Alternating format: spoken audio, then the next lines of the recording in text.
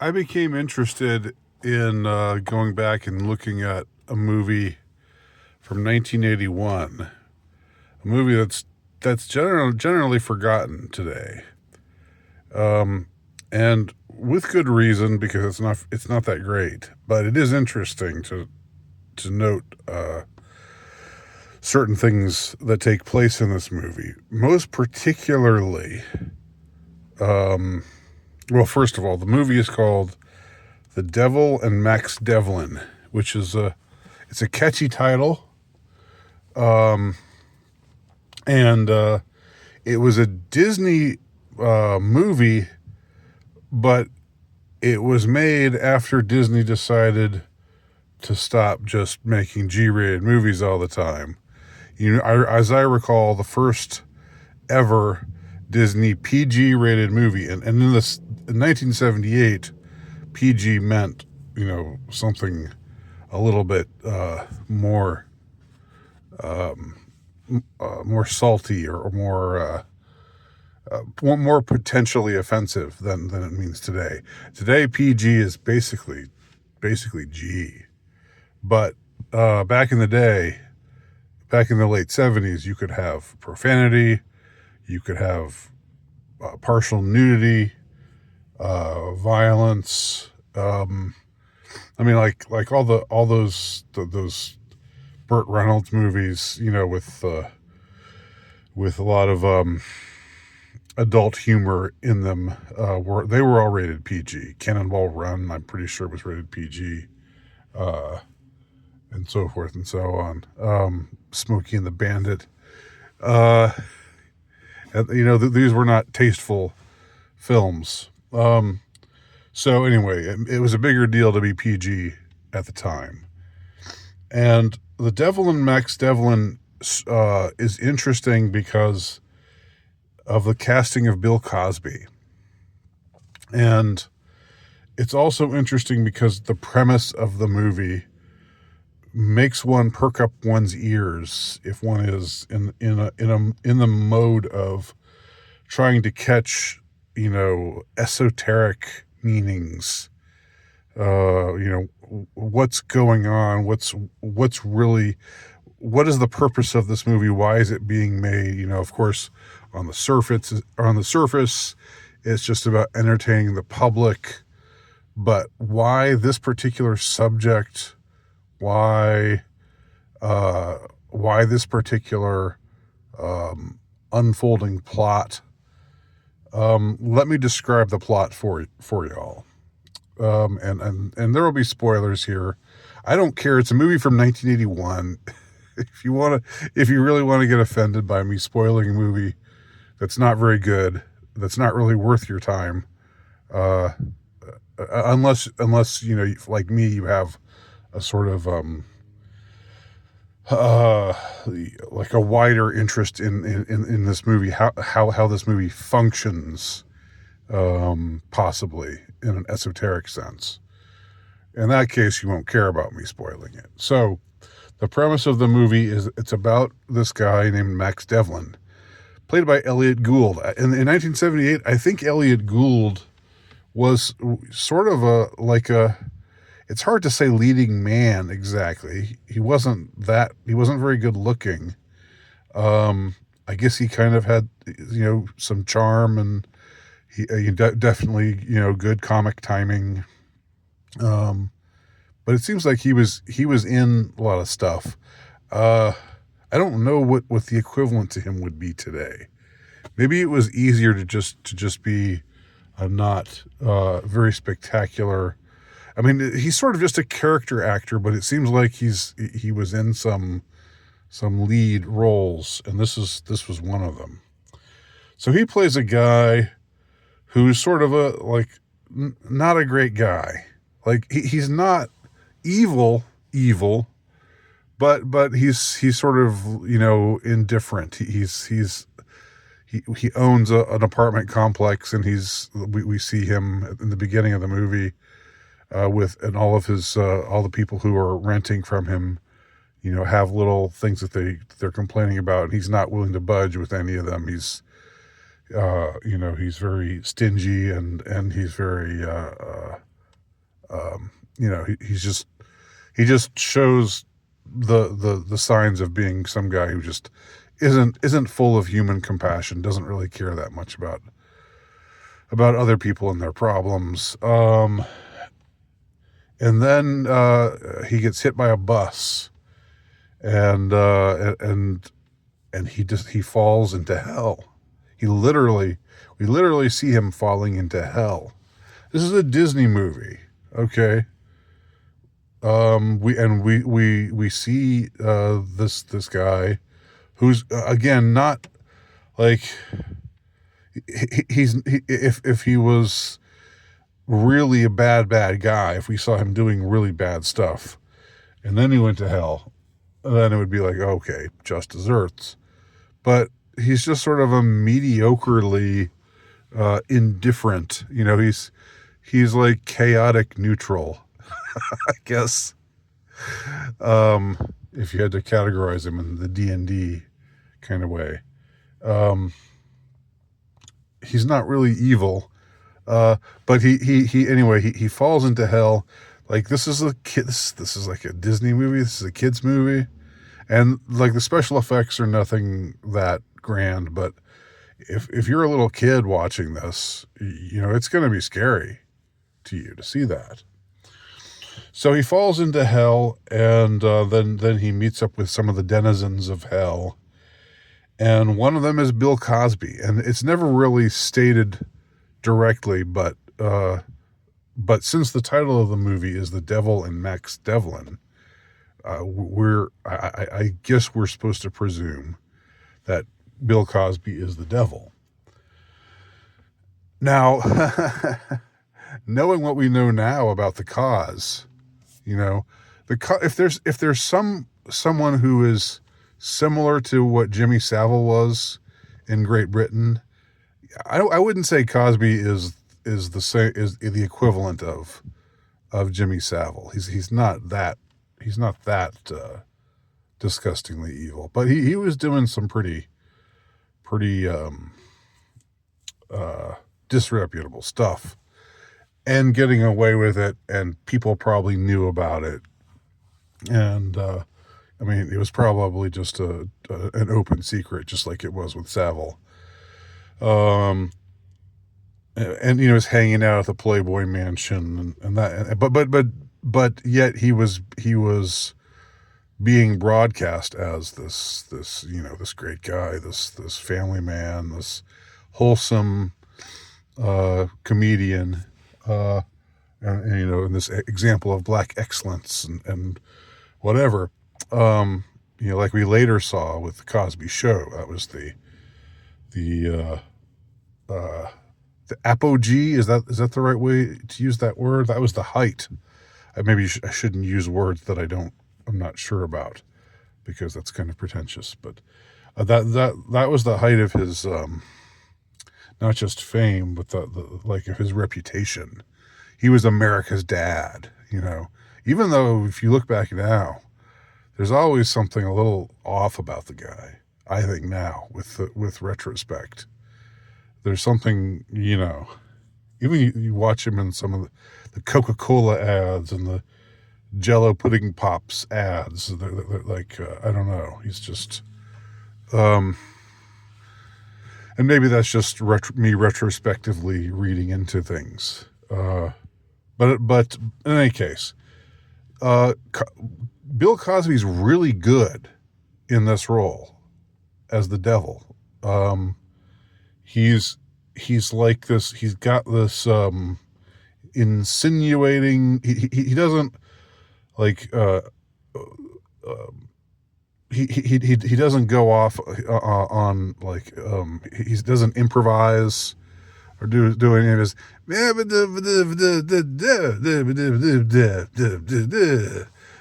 Jell-O pudding pops. We don't really see. They don't just tell him, okay, do your thing, do shtick, cut loose. Instead, it's a very tight, focused performance and very intense. Although there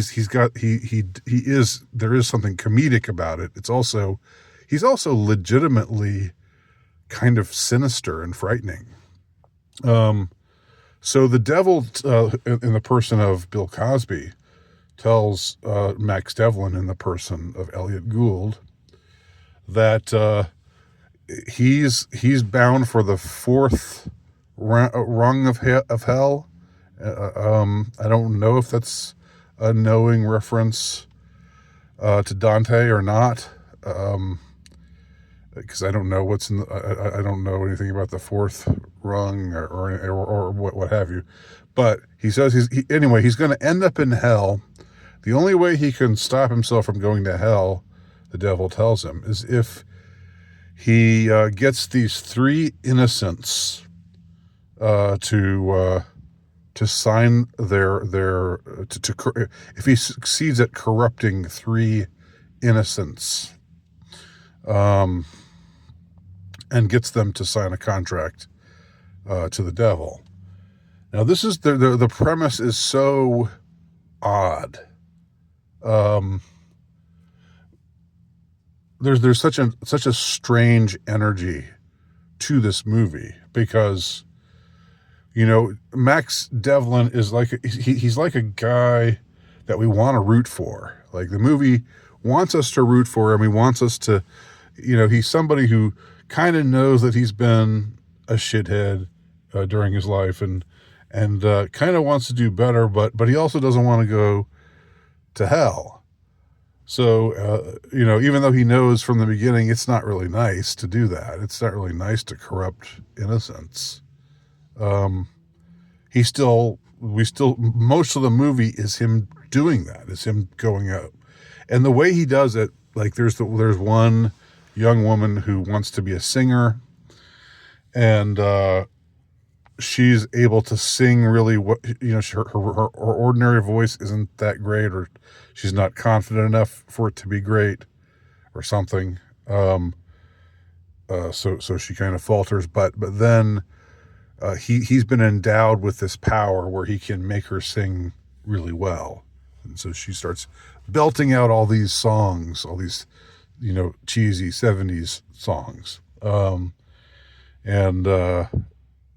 Which I don't know if any of them became actual hits. It's just kind of weird. A lot of time is spent hearing this woman sing these songs that I don't know anything about. None of them are standouts, historically speaking, that I'm aware of. The second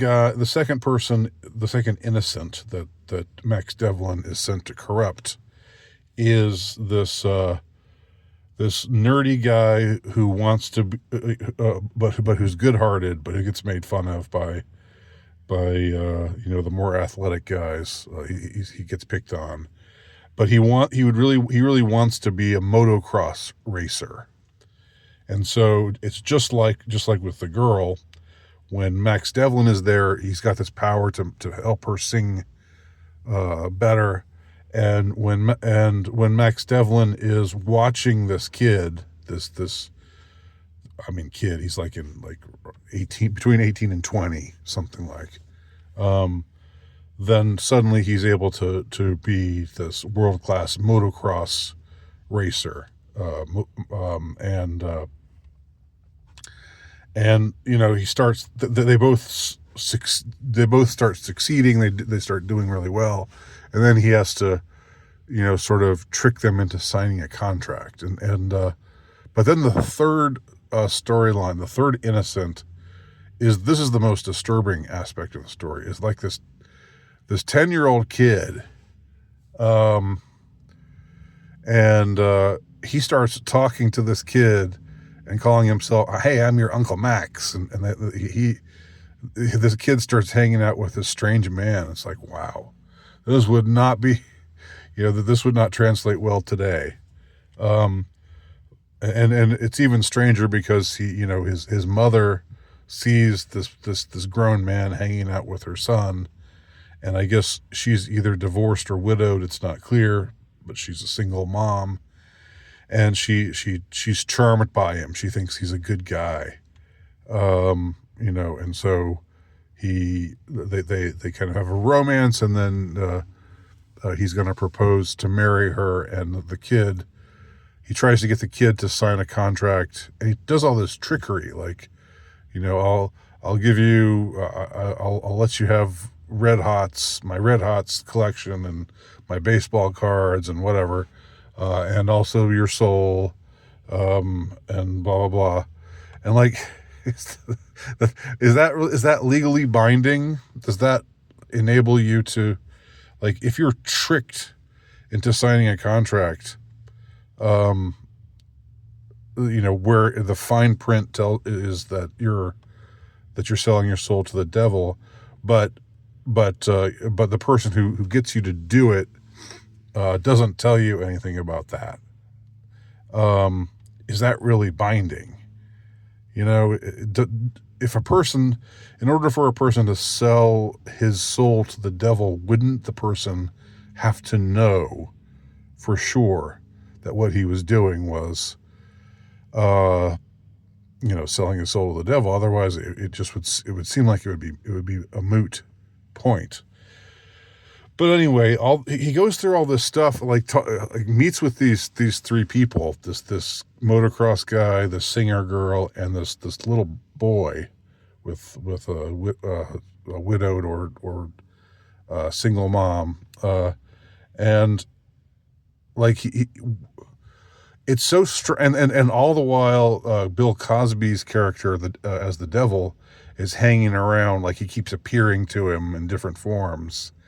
And it's usually pretty amusing. Like there's some part where he's at a discotheque, and Bill Cosby character appears next to him and starts dancing, next to him. But he gives him this sort of sinister, insinuating look. And he like appears in all these other places, and of course, Elliot Gould's character is the only one who can see him. So all this while, it's like the way for him to get out of hell is to get three other innocent people to damn their souls. How does that work? Like, with God, if God is part of the equation, how would God let a person out of hell if he makes it his mission to try to take innocents and corrupt them and get them to sign contracts, selling their soul to the devil? It's just all really the theology. If you try to figure out the theology of it, it's all warped. But maybe it's meant to be. A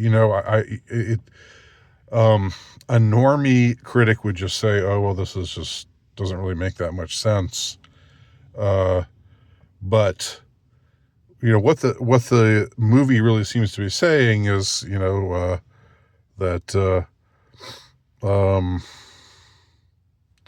I don't know what it's saying. But there's all this stuff about, signing contracts and becoming famous by agreeing to sell your soul. I mean, and this is Disney, this is a Disney movie. And then at some point along the way, after he's gotten them all to sign their contracts, he's tricked them all, basically, all three of these innocents, into signing their contracts. We haven't seen these three people become evil, really. They haven't really changed. They're still innocent, but they've just been tricked into signing this contract. And then at that point, Elliot Gould's character grows a conscience and says, I'm not gonna do this, and I'm not gonna let this happen. And he burns all of their contracts. Now, so suddenly we're to understand that if the contract is signed, but then it burns it burns up in fire, then it's no longer binding. I mean, like, what? But after he does this, after he burns these contracts, then he can see himself in mirrors again. See, this was another thing. When he originally came back from the dead, he wasn't really one of the living. He was damned. He was a damned soul, and he could tell this because, like a vampire, I guess, when he looked in the mirror, he could never see himself. But now, after signing these contracts, he looks in the mirror and realizes, hey, I can see myself. That means I've got my soul back. So somehow